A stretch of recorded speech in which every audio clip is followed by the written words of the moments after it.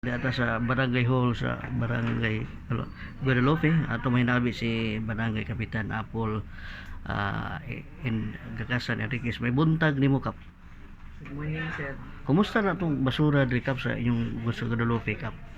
Actually, dako yung kaming problema ron sa basura, sir. No? Medyo matikdan yun nato, kalibutan, man yun ang problema sa basura. Tinuod na kap nga kausala mo kadam di mo magsukuan mo gitugon Kuan yun, sir, ang kausara mo ron katulo sa usa ka semana mo ng MWF or kanang South District. So okay ra gyud unta mi kung i-allow mi for Monday makalabay namin bisag kaduha karon maapas na mo ang tuma na mo ang kolekta. Pero karon, sir, ang mandate sa kuan sa city government kausa na lang. Kini siguro tungod atong kanang pahigayon nila nga clearing karon sa SRP ba. Sabot man sad ta tabang sad ta sa atong city government. Unang niawhag ko sa akong mga kaigsuonan diri sa Barangay Guadalupe nga magpatabang ni nga kung pwede mas minusan pa ang basura haron dili kaayo mo dako ang problema sa basura. Kay as of now gipaningkamutan gyud namo nga maapas ang atong mga pending katong mga uncollected nga garbage amo yung giapas aron makolekta gyud unta. Pila ka kuan sakop sa Guadalupe diri kap sa imo? Unsang barangay nga sakop si pila ka kami, sir, we have 84 cities. Wala pa ng mga subdivision, condominium. Pero ang kanang mga condominium noong nag-hire mo na sila mga private.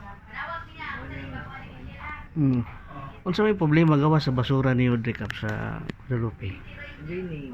Drainage niyo. Kay mo ni kumusta naman yung drainage diri kap? Okay na? Tulan na ikuan? Naay mga ni okay na, naay dili ka itong mga clog up sa basura. Yung atong mga drainage, kay tungod ang maagian sa buhaton na ito nga drainage, private lot, kung masugod ang tag-iya sa yuta, munang video na ito mga tagan o subad. Apil din na sa labad sa ulo. Kanang inyong pesan order din sa inyong lugar kap na mga magkanta, karaoke, mga kuan. Kumusta? Naaman yung mga violators gihapon, pero ang atong mga tanod, itong mga BPSO, iban sa kaning uplan pakigsandurod, yung sa nung kapulisan, kaning ipamunuan ni Councilor Paul Labra, apil sila utabang aning pagbadlong sa kanang mga anti-noise nga mga violators. Ato naman sila napasabot sa itong mga kaigsuunan. So after 10 PM wala na lang din untay magkuan. Hilom na. Karaoke. About ng illegal gambling or ng shabu drugs. Kumusta na din sa inyo ha? Kasagaran ng mga kaso na mo sa illegal drugs or iwa man ang operation ang nadakpan na mo diri kanang sa laing lugar ari diri Pundo. mo nang ari diri madakpan. Pero daghan naman sa tagdako.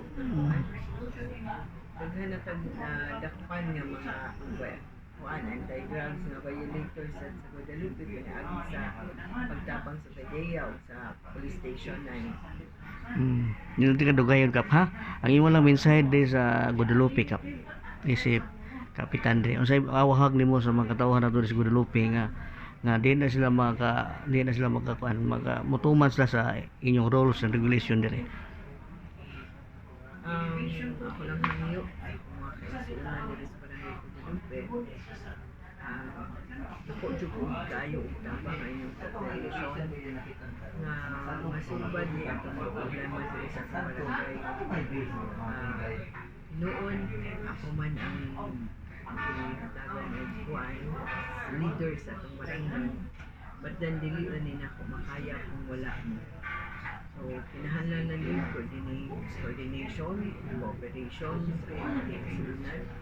Ang kaning problema dili na ni PUA, dili na ni official sa mayor, dili na sa vice mayor, kundi atuan ng tanan manang nangayo mi sa ilang kuan cooperation sa inyong suporta na karon pagsulbad ay atong mga problema sa basura, sa drainage, kay kasagaran natong problema sa drainage kung clog up ay tungod man sa basura.